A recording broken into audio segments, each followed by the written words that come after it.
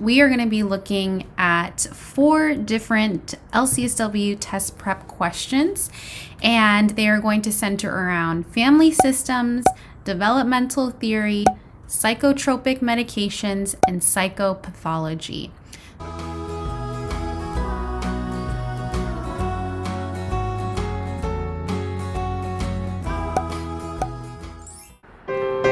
Hello everybody, and welcome back to my channel, Mental Health with Melissa. This is a little bit of a different intro, but I thought I would try it out. If you're new here, this is my channel, Mental Health with Melissa. I'm Melissa, in case you have not figured out yet. I am a psychotherapist, more specifically a licensed clinical social worker. I also am a PhD psychology research student. Hopefully I'll be getting that soon. I'm currently in the works of that. And I like to go over LCSW test prep, and I like to go over psychoeducational mental health information. And please don't forget to hit that like and subscribe button for more content like this, because I post videos every single Sunday and Wednesday. Subscribing to my channel really helps me break down that stigma of mental health in communities of color, and also helps me get information out there to those that are interested in the mental health and behavioral health professions. Now, without further ado, let's go ahead and get into the content of the video. Today, we're going to be looking at 4 different types of LCSW test questions. They're very helpful. They include questions related to family systems, developmental theory, medications, and psychopathology. So stay tuned to learn more.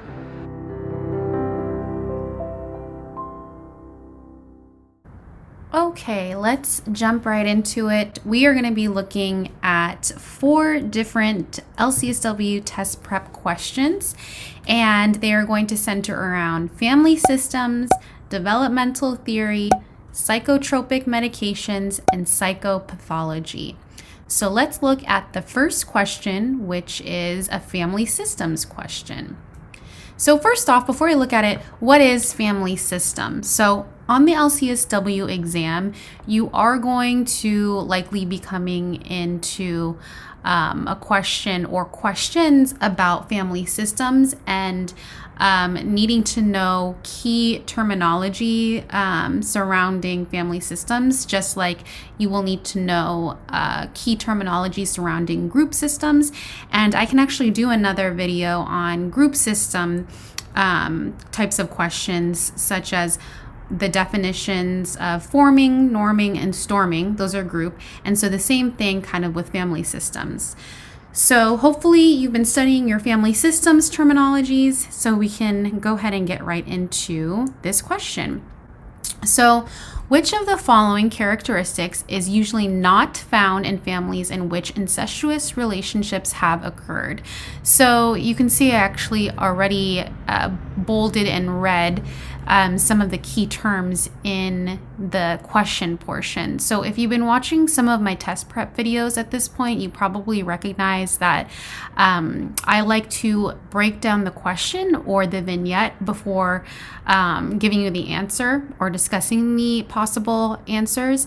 And so why do we do this? Why do we break down the question? Because, one of the major parts, components of doing well and taking the tests successfully is about the way that you do take the test, so strategy.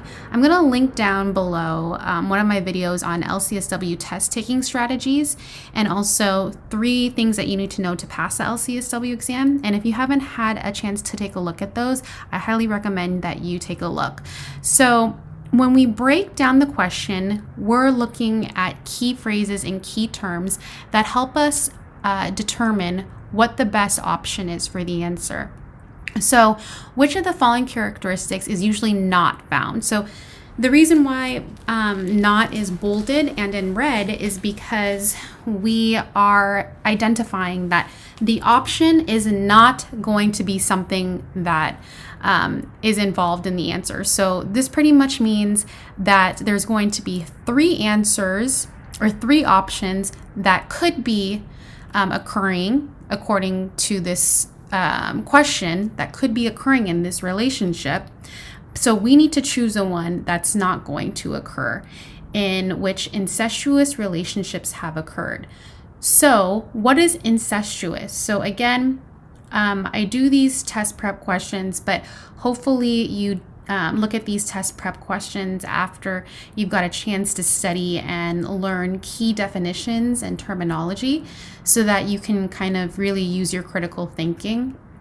So if you know what incestuous means, it basically is when there are sexual relationships in between family members, which can definitely be sexual assault or anything of that nature with the primary caregivers, like the father, the mother, the grandparents, or sexually assaulting or raping one of the children in the family or several children.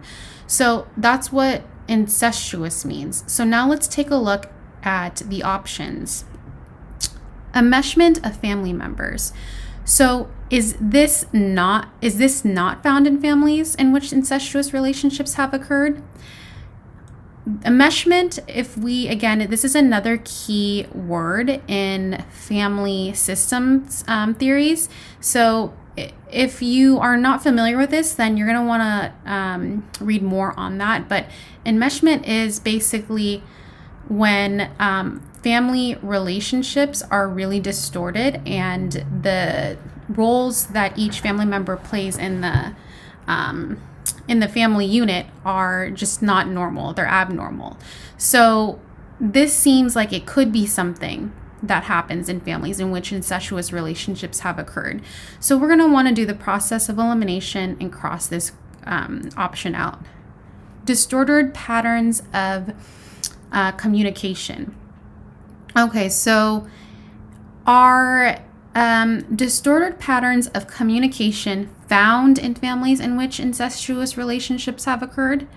Yes, because if there is some sort of abuse going on, we can safely make the assumption that the communication is not going to be healthy. So this is going to be something that is in incestuous relationships. So and we're looking for one that's not, so we'll do the process of elimination and cross B out. C, symbiotic mother-child relationships. So what is a symbiotic mother-child relationship? So if we're familiar with attachment theory and the developmental stages, we do know that symbiotic mother-child relationships are healthy relationships. And so does this kind of fit the pattern of families in which incestuous relationships have occurred? Doesn't seem like it. So let's go to the next one. Moralistic attitudes to extramarital affairs. So that kind of seems like out of the blue. Moralistic attitudes, and there's nothing mentioned about extramarital affairs up here. So the best option that we're going to go with is the symbiotic mother-child relationships. And again, that's because of the process of elimination. That's not something that's usually found in families in which incestuous relationships have occurred. So now we're going to go to the developmental theory. So developmental theory questions are likely on the test. They really want to judge your ability to assess where a child is at in their developmental stages. So let's go ahead and read this question. Parents of a 4-year-old are referred to a social worker after a physical exam reveals no physical problem preventing the child from being toilet trained. Okay. The parents reveal that the child has not been able to separate from them to attend nursery school, and he sleeps with them most nights. The most important area to focus on in the assessment phase is... Okay, so if we're kind of breaking down this question again, we want to see what the main key phrases are. So we're working with a 4-year-old here. So the developmental stage is right before kindergarten, so a 4-year-old. And the 4-year-old had a physical exam. Okay, so we can rule out any medical concerns because the physician ruled that out, no physical problem. Okay, so that is important to know. The parents reveal that the child has not been able to separate from them. Okay, so the child has not been able to separate from them to attend nursery school, and he sleeps with them most nights. And now we're being asked the most important area to focus on in the assessment phase and most. So why did I bold these two words in red? So if you've seen my other videos, and I'll link a couple of them below about the best most questions, the reason why the wording most is important is because there may be several options here that are important areas to focus on, but the test is specifically asking us what is the most important area to focus on in the assessment phase. And so because of those key terms, we're going to really pay attention to the options. So let's take a look at the options. A, parents' use of rewards and punishments with the child.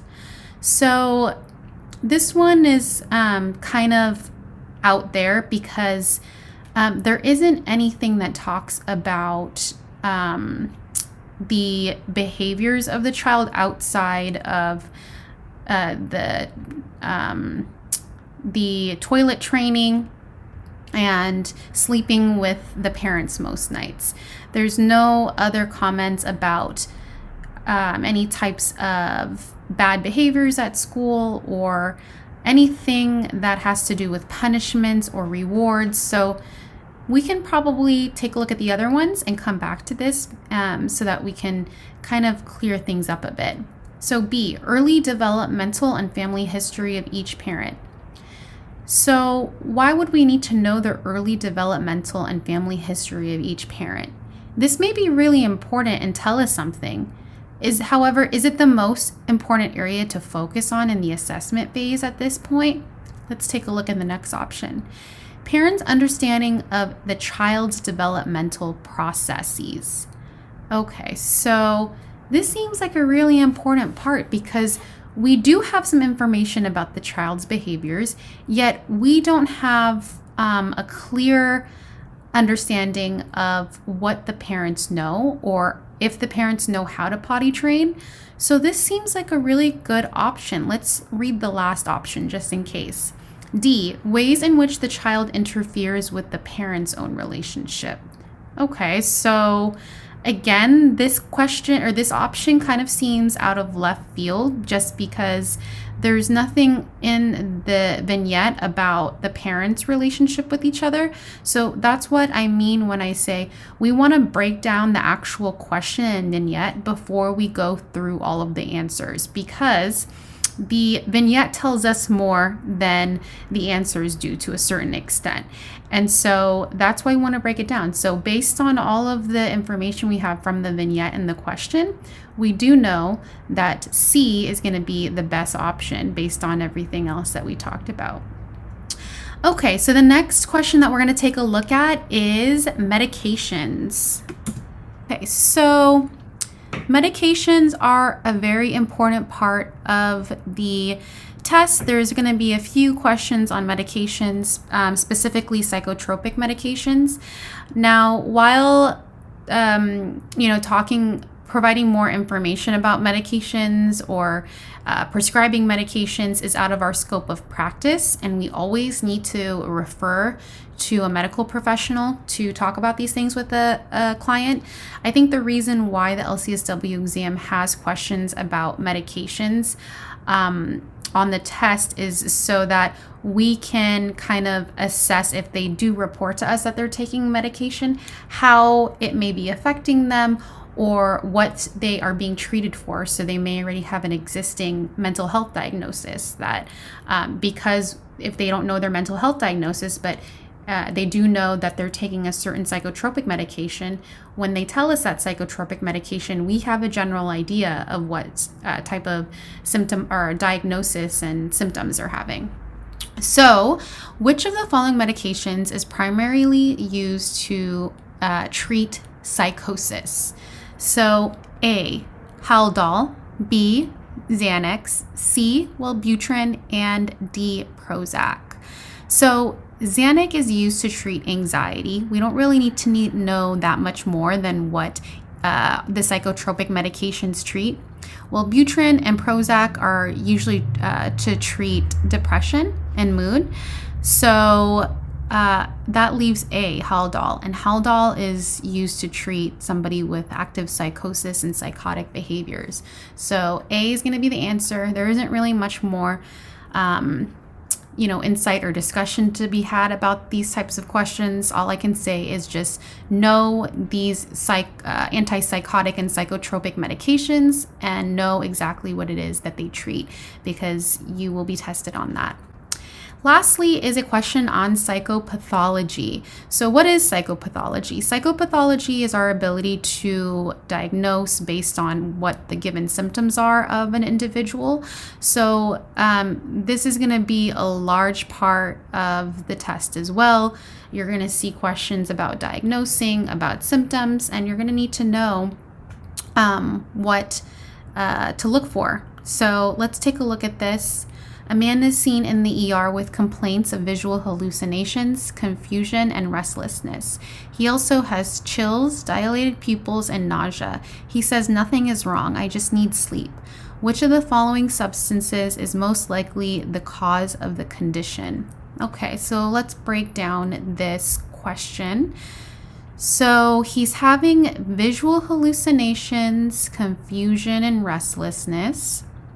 He has chills, dilated pupils, and nausea, and he just needs sleep. So this individual is dealing with some sort of substance use disorder, and substance use disorder is a diagnosis. So it is a psychopathology question. So if we're looking at the answers, so again, this is assuming that you have been studying and you kind of know what the side effects are of each of these substances. So you're going to want to study depressants versus hallucinogens versus I said depressants already, stimulants. So you're really going to want to study those. And let me know if you want a video on that, because I can go more into detail with that. I actually specialize in substance use disorder. And so I have a little bit more background knowledge on that. So if you want to talk about that, or if you want me to talk about that more, let me know. Okay, so alcohol is the first option. So if somebody is intoxicated, the common types of things, the way that it presents itself is slurred speech. So is there anything here about slurred speech? No. When somebody's intoxicated, they may be sleepy too. They may be, because it is a depressant. So this person says, I just need sleep. But let's take a look at the other options. Marijuana, okay. So if we look back here, what are some of the what does somebody look like that is intoxicated with marijuana? They may be sleepier, they may have increased appetite, aka the munchies, things of that nature. So those don't really match up. Next is cocaine. Okay, so cocaine is a stimulant. So somebody that is kind of coming off of cocaine is going to be really tired, likely, because they've been on cocaine. If they've been on cocaine for however long, that kept them up for quite a long time. So this person's saying, I just need sleep. So that tells us a little something about this. Nausea and dilated pupils are definitely presentations that somebody may, are definitely things that somebody may present with. Confusion and restlessness and hallucinations. So this looks like our answer here. Barbiturates would not be the answer. Cocaine is the answer. So we're going to go ahead and choose that. Anyway, thank you so much for watching. I really appreciate you sticking around for the video. Let me know if there are any other types of test prep questions that you want me to do a video on, or if you have any questions on any of these questions that I went over with you today. Until next time, managing mental health matters.